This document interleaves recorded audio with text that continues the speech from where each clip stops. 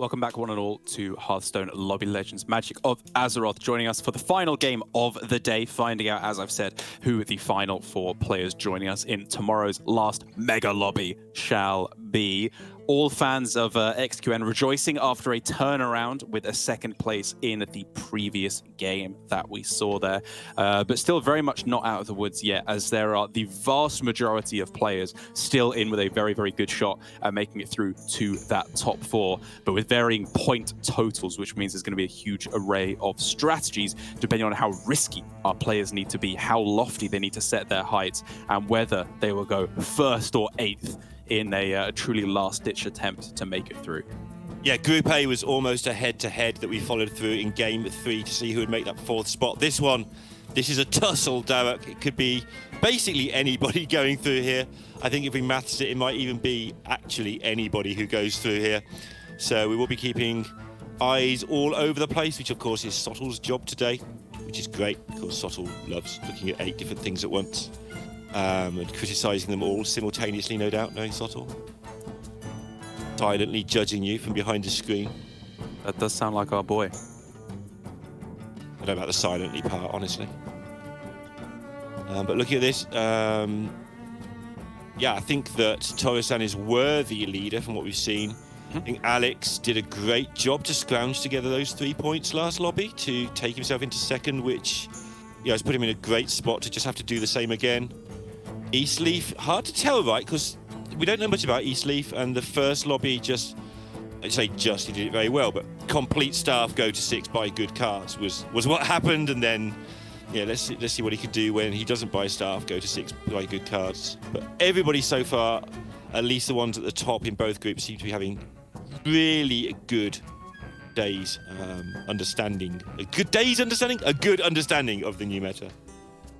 One of the things that we saw there for the first time was a real attempt at full-on pirates with the Hoggar, Peggy, all that synergy working together as well. And it did okay. It managed to get like 5th, I think, in the end, right? Or 4th or so for the player doing it. I think it was Alicia Samba. I can't remember. Equal 4-5, I think. Okay, equal 4th, 5th. Okay, there we go. That makes sense. But it didn't look especially strong. As soon as it met Murlocs, it very quickly bit the dust. Is that a common theme we're expecting to see with pirates? Are they more of a support minion type at the moment than necessarily the focus of your strategy? Or was that not representative of how strong they can be? I kind of feel like that's every class apart from maybe every minion, apart from maybe mechs, honestly. Yes, I agree with you. Pirates can pop off sometimes. So a bit difficult, as Sottle's just made the point as well in our Discord, that there's server lag for the players outside of Europe for this one. So that's true. Some people can really go full speed, but I do think pirates are a little bit stronger than we saw there. And Exodia, if you can actually get it together, which, spoilers, you can't because you've got to go to 6 and already have pieces in play, and it's still really, really good. But yeah, everything is a support class, apart from, I think, mechs and beasts are the 2 real standalones still. Okay, that makes sense. Yeah, mechs I'm still kind of struggling to exactly, like that hasn't come up all too much in my lobbies, but the beasts very much I can see. It's like a nice, easy, you level to 4, you triple, and you start getting these powerhouse 5 drops with Crocolisk, Baby Crush, and Mama Bear as well. As XQN on Murloc Homes here, we're seeing him picked essentially. Oh, okay. I just got told there's going to be a remake. We're redoing the lobby. No idea why. I guess maybe some kind of connectivity issue. But I take that back. Not Murloc Homes for XQN. But the point I was about to make does still stand. As it seems like Murloc Homes so far is just an insta-pick hero whenever it's offered. It feels like it's right up at the top of the tier list for all our players. Yeah, it's definitely a very strong hero. I'll be interested to see how people take it when it's compared to what I think is strong, like a Gallywix or a Millhouse, or what they think is strong. We've seen people taking Galewing very highly. I want to see that. So I don't know where it ranks in that top list, but certainly we've seen people taking it when it's being offered relentlessly. So they're rating it very highly.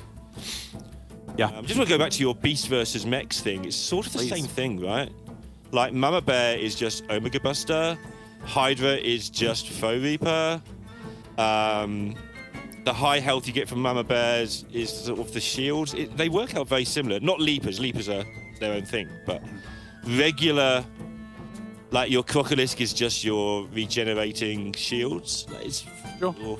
yeah, it's I see where you're coming from. They work the same way, give or take, even though they've got very different looks about them. The big difference being that you do need to be on 6 for mechs to work, where beasts will work on 5. I mean, you have also like relatively similar matchups, right? Like the things that struggle against mechs kind of struggle against beasts as well a lot of the time, where poisoned comps aren't going to be so effective against you because of all the death rattles you have. If you're going with the summoning death rattles version of beasts, which is not necessarily something you're always going for if you want to hit Macaw and the reason those comps work.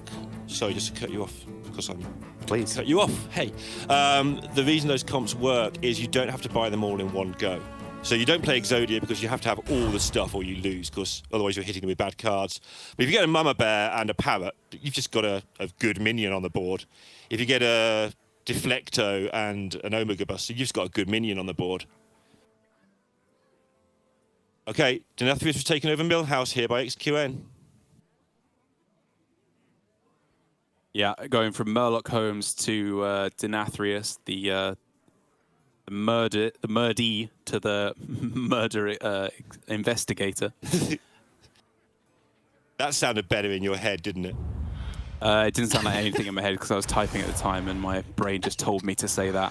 But Yun Chang this time getting the Murloc Holmes instead, which means what an interesting selection here. Obviously, take a look at the quest right out the gate before we look at the rest of the heroes. Two pretty easy to complete ones, I want to say. Early. I think it's early enough. I think you can take it. Oh, he disagrees. Okay, sure. Oh, I know book is bait a lot of the time, but that was an early book. And if XQN says no, then it's probably incorrect to take the book, but wow. Yeah, just a little bit easier to complete this one, I think, a lot of the time. And potentially more immediate tempo. It doesn't focus you on one game plan in particular. No, I do agree, having seen it now.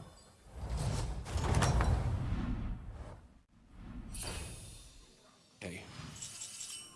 Richard, we haven't seen much of him so far. Could be an unpopular decision amongst some people, I'm sure.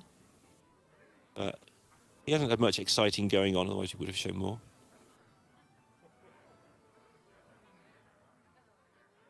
So actually, a couple of interesting boards here, right? Because double Tavern Tipper very often persuades you away from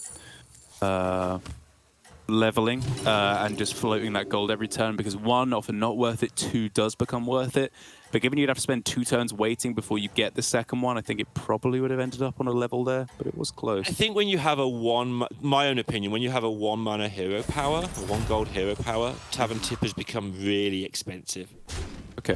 Because you're using your hero power and floating a gold on top, so you're not buying anything half the time because you're not buying enough. You're floating effectively 2 gold because your hero power is accounting for 1 of them.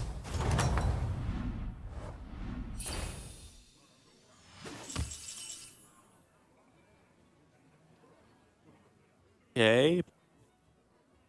Out of the question that we could be looking at just Piggyback Imp plus the Trickster as well instead of 3-on-3 here. It's a nice little bit of demon synergy. And you get some death rattles as well, which is very nice for a lot of the quests. Both quests themselves and the rewards can be pretty nice with death rattles. 2 is company. Yeah, I like it. Yeah, okay.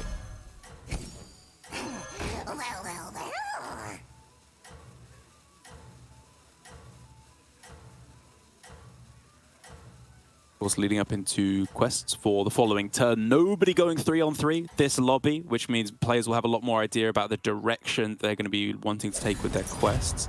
I know just the spell for this encounter. Yep, here we go. Quest time. Quest time.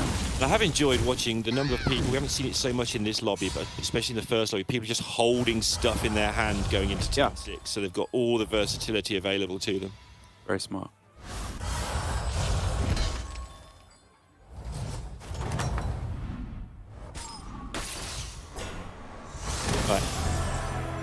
Did end up going with the tippers here. Ritual Dagger, Murlocs or Beast. If that was Demons, you might consider a little more heavily with the Imprisoner on the board. He ends up as Spectre, just because, again, you have the Imprisoner in order to summon an extra minion and start chugging through that. But summon 16 minions feels like a lot for Victim Spectre, I've got to be honest. I think you give up and take the dagger here. Okay, okay. I think you just give up and take it. Like, it's on beasts, so at least beasts can have death rattles. I know other things can too, so...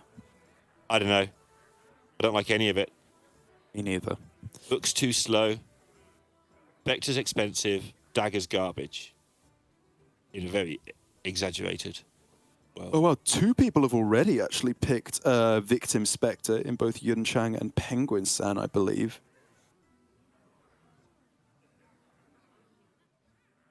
He's also in a position where he doesn't really know if he needs to win the lobby or not. So that's true, yeah. He's currently in 5th place with 6.5 points. Is kind of... Nah, I think you take the Spectre and just live with it. Oh, okay.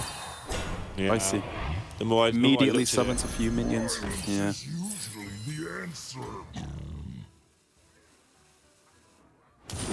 I think you get to the point there when you analyze it over and over again, where you realize there's a good chance you never complete any of them. So you might as well take the one that you completed that you could complete, then you get something out of it. Oh, we have Taurusan with our first, I'm forgetting the name of it, Wondrous Wisdom Ball. Oh, excellent. Helpful refreshers. So I hope we get to see that at some point. Have 25 friendly minions die. That's not absurd. If it get the beast synergy rolling alongside it. Who's on the ball? Taurusan, Taurusan, yeah. We don't need to watch, but I think we should watch them anyway because the ball's hilarious. Alex JP on red hand needs to play 4 mech or Quillbore, which, hey, there's a Quillbore. Also, there's a mech. Staying on Tavern 2. Or another Quillbore.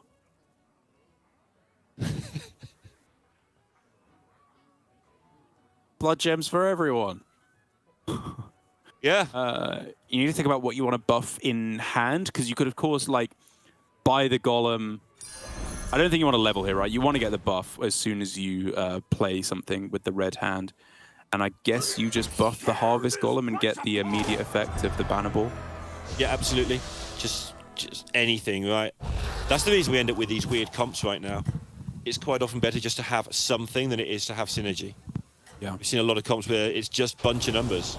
Ooh, okay. I like this freeze as well, because I'm imagining we're looking at Trickster, right? In order to just buy and then let it ferment. Just, get nice and juicy. Good old juicy fermented Trickster for breakfast. My favourite. Oh, yeah. Good stuff. Ah, breakfast. That's the thing that comes after you cast Hearthstone, right? Yeah.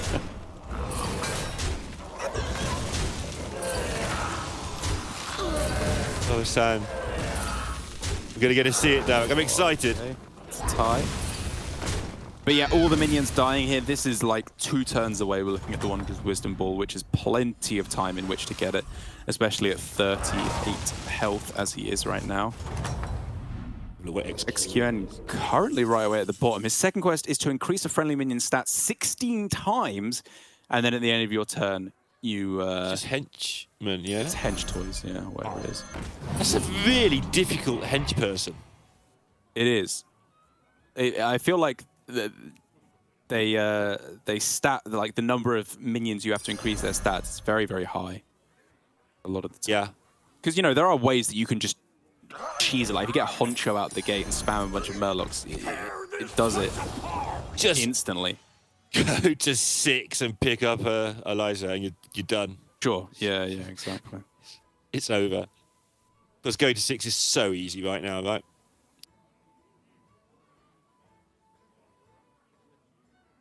Yeah, spawn Sottle, but we don't care about spawn. Observe some spawns, huh? For those who don't know, understand what's going on here, Sottle observes these games for us all at once, and then every now and again he here we go. He interjects and offers his opinion because we're wrong and he's right. And there's the spawn we asked for. Look, I said observe some spawns, so he sarcastically on a live broadcast does what I say because that's his job. There we go. Thank you, Sottle. Appreciate it. We haven't seen much of Young Chang anyway, so it's a good time to go across to this board. Okay. Relatively close fight. Both players still without much direction in their game plan right now. Yeah, Yun Chang will be hoping to, to get a triple out of his quest completer. Very haphazard, but it's okay. Free money at the end of the day. Is that a tie? Deflecto, nice. Yeah, nice. And the Perfect. deflector. You'll gobble that up. There we go. It's wisdom ball time, baby. Yay! Straight away. The first question is, do you want to level first, or do you want to just roll a few times? What do you actually get? What are you looking for off the wisdom ball? That is, I mean, honestly, worth it? you'll know it when you see it. Oh! Oh! What's I know happening? it. I saw it and I know it. You know what I mean? You don't talk about what the wisdom ball might do for you. You just let it do it. Oh no, it missed. It didn't do anything. So is this the all beast one? I think it does activate again and gives you all the same minion time. Got you. Dude, that was the easiest 7 Tog spins of your life. You just fill up the board with poisons. You've just got a board of 6 1/2 poisons. And your opponent just plays Divine Shields, or even worse, just something that does 2 damage to everything. Yeah. Everybody dies. Tunnel blaster and you just get Tunnel blast. tunnel blasted. Yeah. Okay. Or to business over here, though, for Alicia San, to be fair. No other beasts, though, right now. But it is a ritual dagger minion, right, to just start Well, look at all scaling the on up. +4s. This is going to scale pretty quick because of so many death rattles. You can't always find this many death rattles, but yeah, it's fine. I mean, yeah, but like this is scaling for later on. Right now, it's relatively underpowered. Oh yeah, yeah. Potentially quite a lot of damage Agree. that Shasan is looking at. Yeah, it needs some synergy. Like the scaling alone is not going to get him there. You're definitely right there. As you said, meeting through this croc would be really nice. High mains would be quite fruity, I guess. Some rats, usual. But for now, this will hopefully keep the damage down to reasonably low amounts. Okay, good hits, allowing Alicia to walk away relatively unscathed. All right, come on, Wondrous Wisdom Ball. What do we got here? Stuff. More stuff. Do that thing, ball. That's not the thing. Give us the juice. Damn it, Towa-san, why are you playing so sensibly? Why can't you, like, just keep rolling the ball? You know how this works? You've become Only a... $10,000 at stake. Even while commentating on Battlegrounds, you become a football hooligan. You're like, come on, no, don't roll the ball like that. Yeah, exactly, right? Referee. Come on. Obvious penalty because he hasn't used the ball.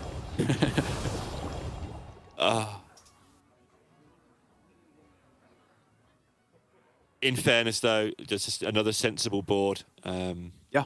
Gem splitters, divine shields, and in a minute the ball will do the thing and the game will look completely trivial. Interesting to see if it knows enough to give him ground shakers and stuff here. It's a very nice direction for Yuncheng here, available with Dark Gaze, of course, starting to buff up these quill boars. And then a respectable shop to freeze as well, with the Amalgam going to be getting nice and juiced. You want to poison that. And very possibly Selfless is going to become a good card to pick up in the near future. If you're able to hit that scaling point where your minions are big enough to win fights, the follow-up that you want is undeniably the Selfless. Yeah, your Amalgam is going to get big enough to get Toxfind as well, so it'll have a nice health total. Of course, it counts as a quill boar, so it will keep getting buffed over time.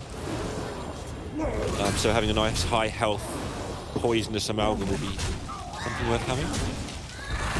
Penguin-san also able to hit the Dark Gaze, but with a much less inviting board to go alongside it. It's got to be said, he needs to hit some real quick turnaround, or he's going to die very, very quickly, like 2-3 turns, and he is out of here. Yeah, rapid 14.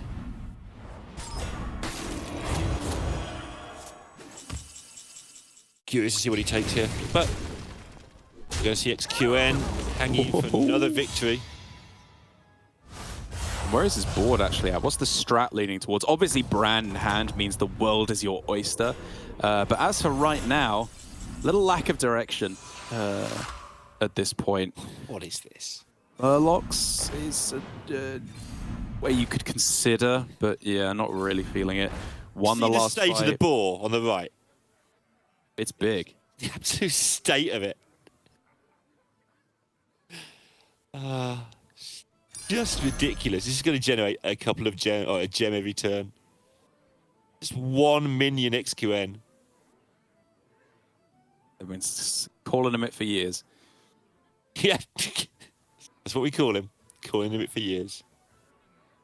That's All divine shields? Shielded rubbish. Oh my lord. No.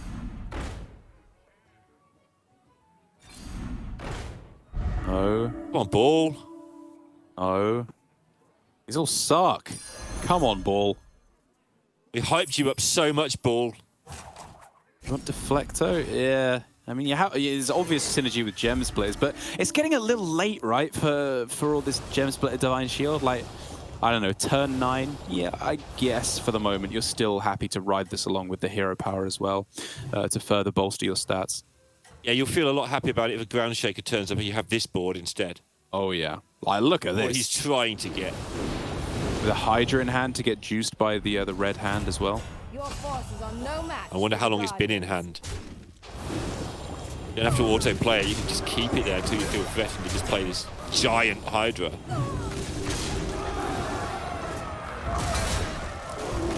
This is the look of a man who doesn't need to play his big Hydra anytime soon. It's the look of a man who's about to hit XQN for a lot of damage on this turn. Absolutely not. It's just a full shebang, right? Oh no, very close. But a crucial difference because XQN is not in the danger zone quite yet. Still has a little bit more room to work with. But Eastleaf and... Okay, Eastleaf not dead quite, but Eastleaf and Fritterus both moving into that danger zone now where they need to turn this around. A Nyland Battlemaster, maybe the card he needs to do so, though. Yeah, obviously just deliberately took that damage to make the Battlemaster bigger. Obviously. The control. I think a 230 Doomsayer is where it's at. Yeah, I'm not sure if...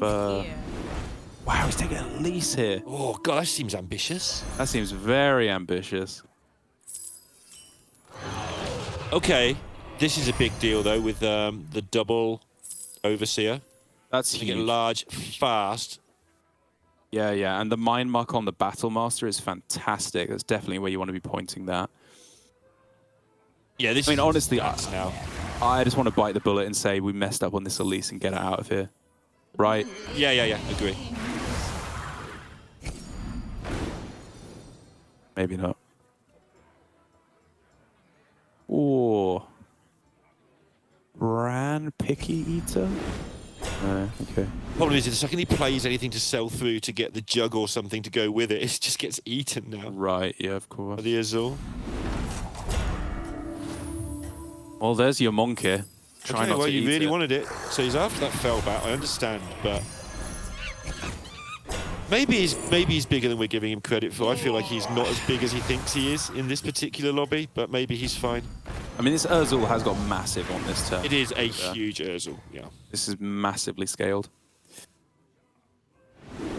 Back me up. He sleep again. Against Taurusan on this turn, and oh my lord, this is the problem I was talking about, right? You stay on this Gem Splitter, Divine Shield kind of stuff, and it's just getting outscaled heavily at this point in the game. It is.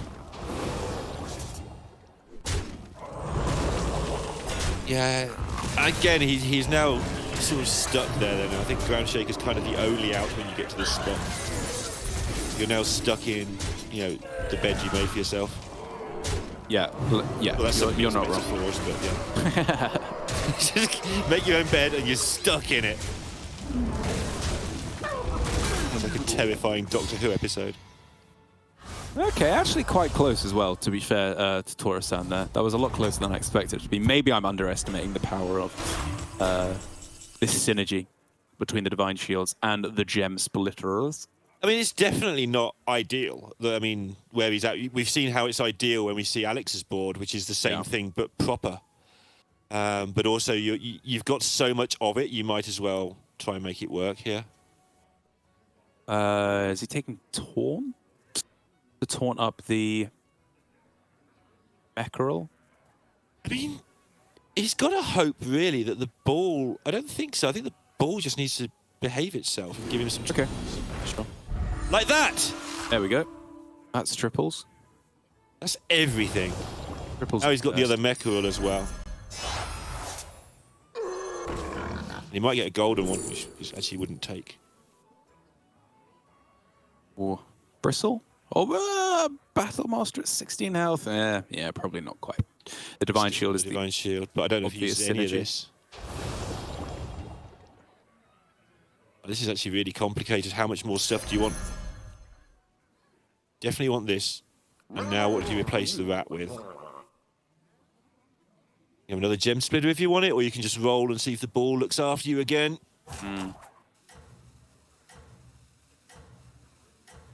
Also just pick up the Deflecto for the sake of picking it up. Kind of like that, actually. Got to do something. He's running out of time, and these gems need to be played. Yeah, just dump these gems on anything now. Just play cards. It doesn't matter if you get it wrong. You've just got to get them out there. On the nearest thing. EU ping. More gems. Yikes, dude. Yikes. Only half. That means he has no hand space as well. He's less strong this turn. He's less strong next turn. That's huge. Yeah, it's not just this turn, like you pointed out, it wastes them, so... And that's a lot of damage. You think how much these are going to do, these Mechals, over and over again. The one who's putting on actually died, so not such a punish there. But yeah. And this is what you were talking about, the hand space disaster as well. Alright, you've got a 20 or Redivine Shield is a really big deal, but this is like just enough to lose for XQN. I think they're just not quite able to get the win. Does look like Eastleaf was the first player to lose, which means despite a win in the first round, he then goes 8th and 8th, two in a row that I think might be enough to see Eastleaf out. I think he's done running for top 4. XQN's chance. XQN a little bit behind the pack, but he should be able to overtake Eastleaf if he does well enough here. We saw Fritterus go out here as well, just getting caught out there. With a fairly nice looking board, actually. Nothing special, but 7th place with that board would upset me. Yeah, which means Eastleaf ends on 8, Fritterus ends on... oh, no, sorry, because they finished joint last, right? So it's 8.5 for Eastleaf, 7 for Fritterus. So definitely out for Fritterus, probably out for Eastleaf as well, almost guaranteed. He's had the Divine Shield roll off the ball twice now, and both times it's just been trash. It's really the role he wants as well. There's a ground shaker, by the way. That's the one. In the business with some ground shaking? Because I am, honestly. I think we are, right.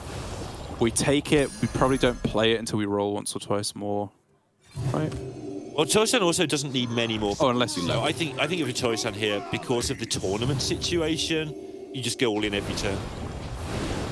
Yeah, sure. He's on 12 points already. He's probably already guaranteed through, but just survive 2 more turns and he's definitely through. Okay. Gas Caller, the tempo pick. Does he have anything to beef up the stats on with Uther? There's a brand in the shop, but I guess it's a little late in the day for that. 15 on your Murloc doesn't seem as good as just some random stuff that procs shields. Okay, poisons 1, 2, 3, but the rest of the stats very much lacking. Why is it 3189? Why is it still at the end? Big man. I mean, it's the problem. You don't want your biggest minion to be stealthed a lot of the time because you want it to be attacked into. You want it to be value trading over and over again.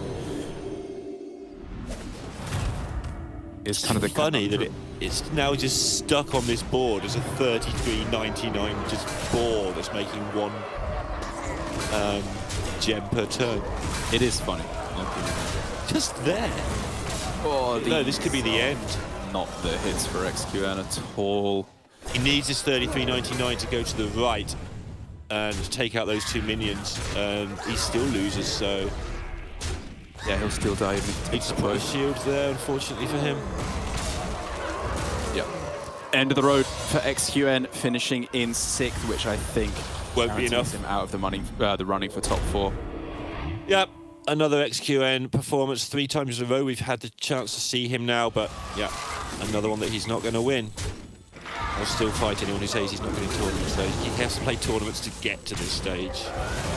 But yeah, it's going to be somebody else's time. And Alex has looked pretty good to be one of those people whose time it could be. Well, as is Alicia-san, to be fair, with, I think, what was a Leapers comp that we saw there, alongside the Onyxia Hero Power and the Ritual Dagger. Okay, so like kind of a half-hearted Leapers attempt here, rather than all-in, much more so just a selfless hero comp. Half-hearted Leapers attempt, yeah. Yeah, it's a Hoppers, not a Leapers. He's done well to make this work. Like, he ends up taking the Death Rattle quest and, yeah, just some stuff. Toro-san. Oh my god, he's at 1. Leroy? After you stick all the stats on the Ground Shaker? Okay, clearly not. Oh, now you've got the Necro, so you can stick it on the Ground Shaker and move things around. And again, what's your aim here? Because I'd be very tempted to actually just sell off the Gem Splitter here and make sure I survive 1 more round because of the tournament situation. Oh, okay. So you sell Gem Splitter, and then you would have bought the Necrolite? Yeah, just made the biggest board possible. Okay. That makes sense. I don't know if it does make sense, but I get what you're coming from, please.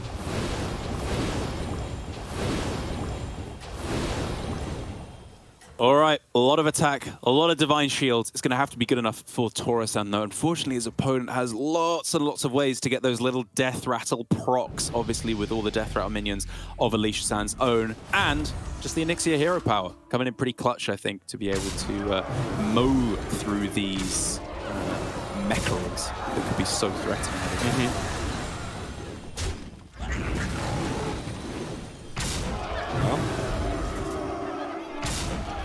Nickels are not going away.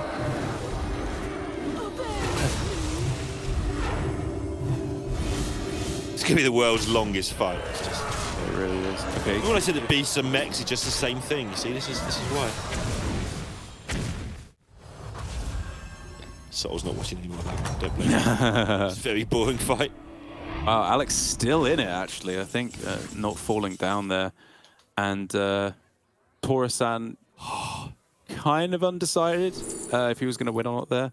He held that It looks like Hydra he for survived. 3 turns, held the other Hydra for 1 turn, and then just hit the triple. Look at the size of this thing. That's huge. Bam! Ooh. Definitely staying hydrated. Baron over the Battle Master. Makes sense with Selfless in hand, I suppose. Bury the bow. Lost to the past.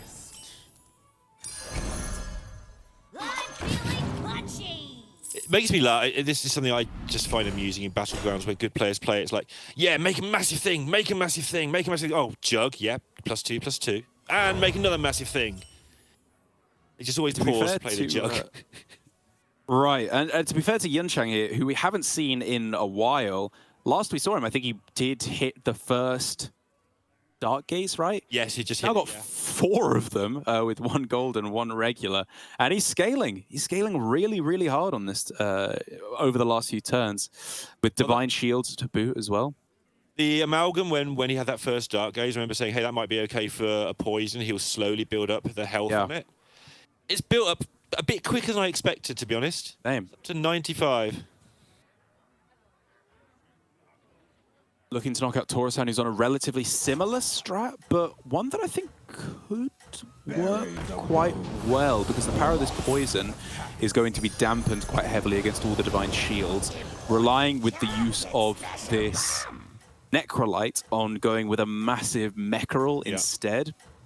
And with the very nicely spotted Tunnel Blaster, it does mean that the Divine Shields on the other side are going to be a little bit less effective, but could still potentially get there with just Mecharols going back and forth as well, with maybe a reactivation on the deflectors as well. But that's one deflector down right out the gate. Yeah, Yunchang also is one of the players, like, basically almost out of it, but a top 1 or 2 finish could definitely swing that around, so he can hang in there. Yeah, not now. Yeah, he's good. We switched around, we switched views. Oh yeah, sorry, Torisan. Fine. Good enough to get the job done here, yeah. Yeah, Torisan's fine, he doesn't care. He's been on hang in there as much as I can for some time. He even sold the ground shaker and a splitter, I think, there. Yeah, I'm finishing in 5th does still guarantee Torisan to get through to the top 4. Alex JP finishing in joint 4th, actually. I guess it ends up there with Torisan also perfectly fine, making it through to the top 4. Okay. See The much question of, now. Penguin San. Yeah. Yeah, so Yunchang really is the big deal here. If He's he the can get one. the win, he's probably in a good spot. Penguin probably out. I haven't mathed it, but a lot of things had to go his way. In fact, with Yunchang doing well, I think he's in trouble. And then Alicia San probably okay. Already had 7.5 points. So it's Yunchang is the one that can make a big difference here, I feel. Right, so he's currently guaranteed 5 points at least, which would bump him up to 10, which won't be enough. There's currently Alex. is not enough. Alex, Alicia. Oh, it might be enough. Close. I don't think so. Yeah, trying to quickly do. Actually, the bottom 3 all did I think badly. it might. It might already be set in stone, actually, right? With Because of Eastleaf. Eastleaf would have picked up 1 more point. exactly, yeah. It might be enough already, actually, yeah. Torisan definite, Alex JP, yep, Alicia San. yep, and Yunchang, because XQN didn't get enough points to overtake. You're right, yeah, he only walked away with 2. Yeah. We're not in the world where Penguin can actually get there, then, are we? Get to 9. Equal Eastleaf.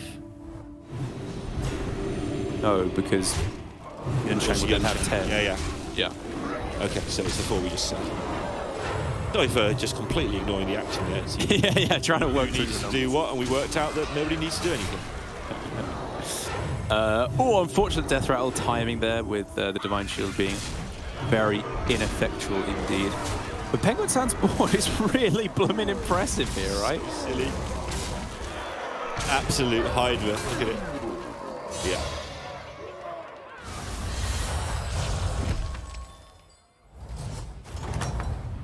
Ending at 1 damage off lethal here for not Fritterus, who is already dead.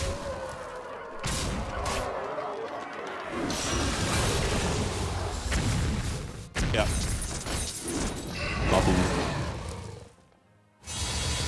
Yeah, Penguin San is looking to get the moral victory here, at least. Or the morale victory, rather, maybe.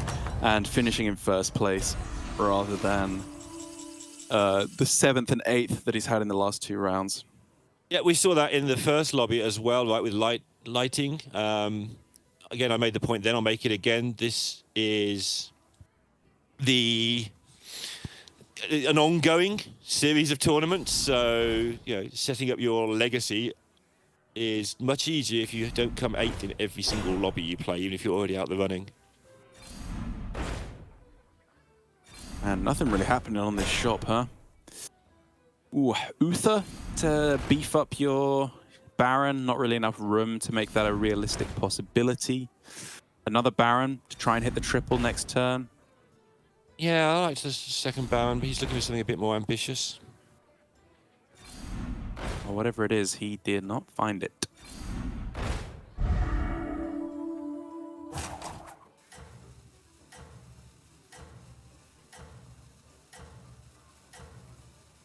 Penguin versus the Ghost with that board is going to be interesting as well. Not interesting to fight, just interesting to have a whole turn to buy whatever he likes. Yeah. See the how strong these players are at putting on early pressure. People are dying incredibly early today in these. Like a lot of my lobbies, players aren't dying till turn 10 or 11. Mess around with one of these lobby legends people, you're gonna, if you pick the wrong quest, you're just dead on turn 8. That's the end of your game. They're just gonna make massive things very quickly and kill you with them with their tempo. Really nice Void Lord here as well to counteract the Leroy as it works out half of the time. A good half of the time. Nice. Oh no, wait, the Leroy still survives because of the buffs. Never mind. Yeah, it's really awkward at the moment with quests, buffing your Leroys. Yeah. Especially a lot of the stuff is on the left or on the right. It's like places where you want things that you don't want to get buffed. But all in all, I really don't think it's going to matter. I don't think that Elish San can keep up with all these stats on the Becquerels, or especially not now. Go on, 2-2s, you can do it. Not even close. 63. Yeah. So we're coming down to heckin' big mechs and Mecharals, Divine Shield stuff on one side, versus Penguin San, who has, I mean, relatively similar. It's just like Divine Shields and big minions. Instead of spamming Mechral Divine Shield back and forth, it's the cleave on the Hydra. Yeah, but yeah, like you say, it's kind of just cards. You kind of fancy his chance. He had a whole turn against the Ghost to set this up. Like, he's got the advantage of the Hydra, right? Assuming all other things being equal at some point. If you get the extra shields, then the Hydra gets a 3-for-1, where everything else goes 1-for-1. Does need to get the shields set up. There it is. Oh, okay. That's way better. That's what we want to see. Yeah, Dark Gaze, we're past that point. Exactly what you were looking for. And then in for some shield removal. No Manted to round it out would have been Roper's nice. bigger. Roper? Faux Roper. Oh, Roper. Safety Yeah, this is bigger than the Hydra. Does the same job though. Takes off some shields. Engaged. It's awkward because he doesn't want the Faux Reaper really to get shielded, but maybe he does, depending on what your opponent's going to do. I mean, I think everything gets shielded so much that you can't really, you don't mind if everything gets shielded. Like poisons, yeah, everything's just going to get shielded with double golden parrot with a golden selfless. It's one of those situations where if you know who's going first, it's much easier to position as well. Like how greedy do you get with where you put the selfless and what's going to attack in what order, etc. Doesn't want this shield going on the right, but it doesn't. Okay, not a bad hit. This actually has the potential to be a pretty disruptive dynamic duo, but the Mechral's getting the exact perfect order with the taunt in the way there wasn't really much to be done to disrupt it, and that hit on the Hydra, I think, is going to be the final nail in the coffin for Penguin San. Not even really coming close here, as Yun Chang is able to get the win here. A fantastic way to round things out in a top 4 that I think he was already guaranteed to get into once he made it through to the top 4 of this particular game, but a stylish way to take the victory nonetheless. Yeah, happy face, not surprised. It's been quite a difficult route to get here today, right? He's had a couple of not so good lobbies to start off with, so he's in a bad spot going into this one. So sort it out, win the lobby, and put yourself into tomorrow's action. Very nice to see, and very well worked. Very well worked indeed. Another very cool instance of a different way to approach the end game there, with it focusing much more around divine shields there than we've seen from other lobbies before, which is expected when you have a lot of mechs in there. But it wasn't necessarily just the mechs, right? With the Mechral, there was a lot of stuff with the Mantids, the selfless heroes, whether you go for Baron, whether you go for Poison, or a bunch of big stats, whether you buy 15 Toxvins as well. A very interesting end game there, with players going for similar but very differing strats in terms of the divine shieldage that they went for. Yeah, I feel like this was a slightly more standard end game, which in itself is a surprise right now, right? We're not seeing many standard end games, what I would call standard, which is, you know, get some shields, get some ways to remove shields, get some Leroys, get some Mantids, see who wins when everything crashes into each other. You know, mess around with your positioning, that sort of thing. And like you described, different ways to generate those shields, different ways to proc those shields. But that's a little bit more standard than some of the stuff we've seen, where it's just been, I've got a Divine Shield of Taragoza because that's what I have on my board for no particular reason. And so, very diverse. Every endgame has been different to all the other endgames, and I think that will continue. I think quests have made this very interesting to watch today. Very much so indeed, with that being our final game of the day. We've still got the standings waiting for you to come, and then we will reveal what our final lobby will be to be played out tomorrow, where the metagame is going to be entirely different because it is not a predetermined number of games to be played. It is the check format, where once you reach a certain threshold of points gained, in order to be titled the champion, you have to get a win, no matter what, no matter how many points you get afterwards. It's only the win that can get you over that threshold to be the winner. Which again, we've seen from players go for some pretty daring strats, which for the most part have kind of backfired, I feel. As soon as players get down towards the bottom, they tend to stay there because they go for these risky strats. And so far, the tempo of all these quest approaches has been too strong. And if you play it too greedy, you just get steamrolled in the mid-game. Yeah, that's definitely how it seems right now. One thing I really like about I like a lot of things about quests. We just look through there. Yeah, there's confirmation. It was kind of all over going into that last fight. Tora-san putting up a great job. Alex Alicia-san going through, and Yun Chang taking down that lobby to get it through. XQN fans will have to wait. It's another Lobby Legends, but I'm sure he'll be back. But where was I? What was I talking about, Derek? Oh, quests. I think one of the things I like about the design of quests, when you're saying that everyone's going for the tempo ones, is that if it ends up just being a quest meta and it's always the quick ones, you can just change some numbers because of the way they work. Just change the number 18 to 16 somewhere and suddenly everything's more balanced again. So there's going to be an ongoing tweaking process. I'm sure it's going to be great. There it is, the final lobby, the mega lobby for tomorrow to be played out. Pretty diverse selection of players in terms of the strategies that we're going for today, and even just in terms of those that we know well, of Ribapusa, Zixo, Alex being the kind of the very well-known repeat performers here in Lobby Legends, but a lot of players that we maybe know a little bit less well, like Yun Chang in particular from the Chinese server. I believe the only player to have made it through from there. Is cool to see the different regions all making it through.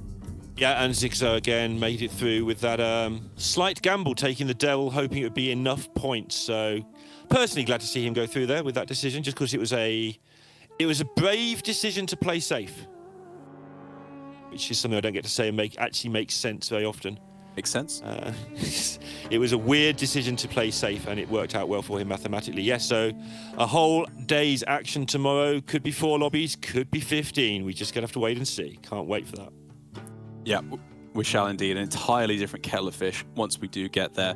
But for now, thank you everyone so much for watching today. We'll be back at the same time tomorrow, I believe, with the final day 2 of Hearthstone Lobby Legends Magic of Azeroth. So thank you so much for watching today, and we'll see you then to find out who will be our champion.